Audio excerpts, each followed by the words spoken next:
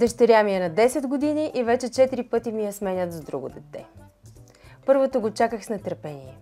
През 2014 нямаше тестове панорама и бременеех стиснала палци да е момче.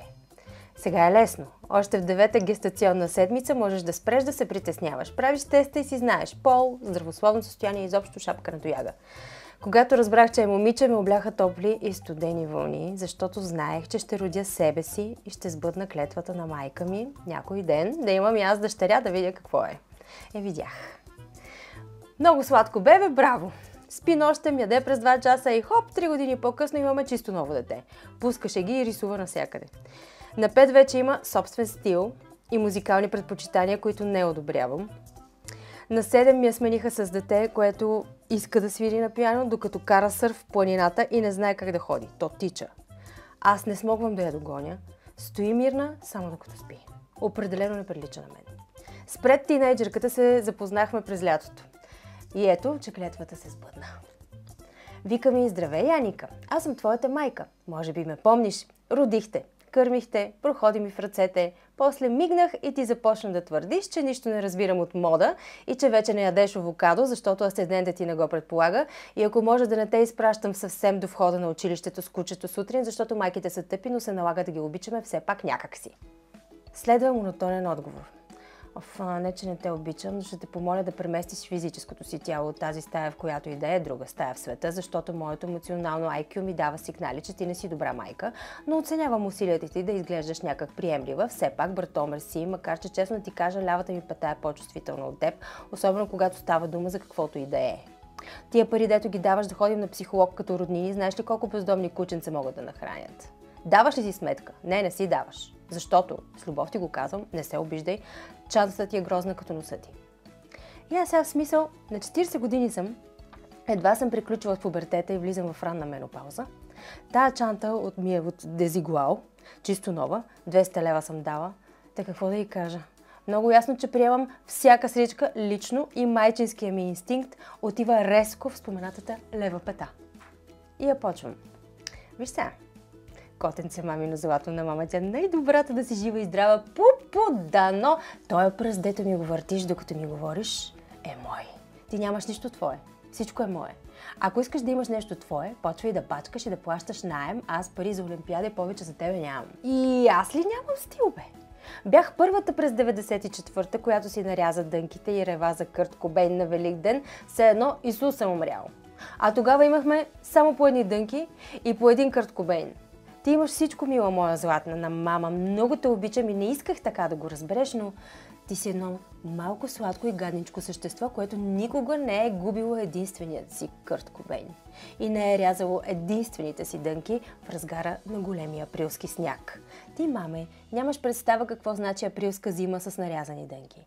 Да чакаш автобуса на минус 20 през април, да пристигнеш с хипестазия с 5 минути закъснение, защото Софиянски няма гориво за автобусите в общината, и да ти пишат двойка по география вместо коментар във Viber групата на майките, и да те нарочи директорката на училището, което така или иначе не те харесва, защото си от провинцията, а на нея дядо и е един от 3-мата исторически важни за нея си македонци, които се е създали тази държава.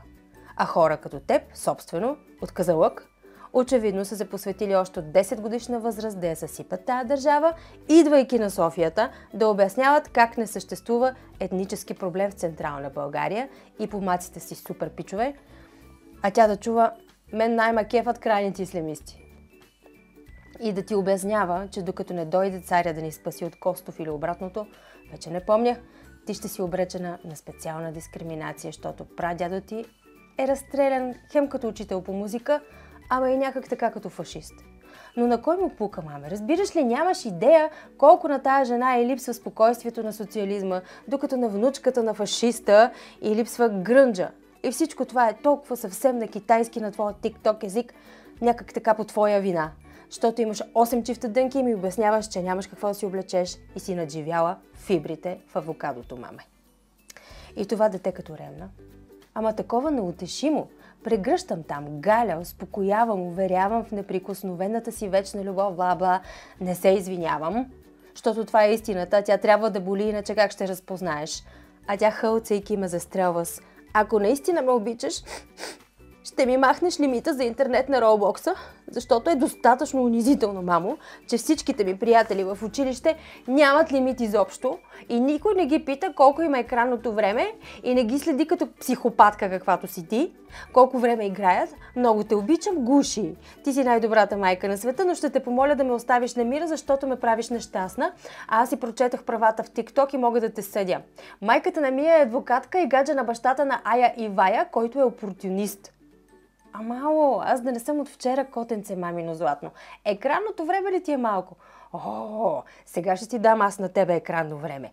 Имам тройка по математика към 12 клас, ама ти имаш тройка към 4. И сега ще ти покажа аз на тебе как се смятат приоритети. Зайче, мама, аз не знаех, че така стоят нещата. Изобщо заклевам се, че ако имах представа, че приятелките ти от 4 клас нямат лимит вкъщи за телефона, аз никога, маме, заклевам се, нямаше да ти сложа такъв. Махам го веднага. Обаче за тази сделка искам само едно нещо в замяна. Имаш преди да си го чула ли? Много се радвам. Слушай сега. Махаме го лимита за интернет, а ти ми обещаваш, че на всеки 1 час Roblox ще четеш по 1 час, каквото аз ти дам за четене.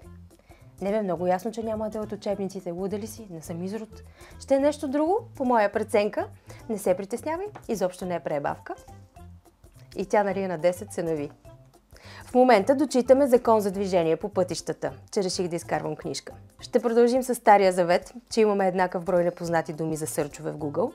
И до края на годината ще опаткаме теорията за Human Design.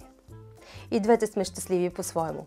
Аз прекарвам повече време с дъщеря си, за да й покажа колко е трудно да бъдеш майка, а тя прекарва повече време с майка си, за да ми покаже колко е трудно да бъдеш себе си с майка като мен, без да поводееш.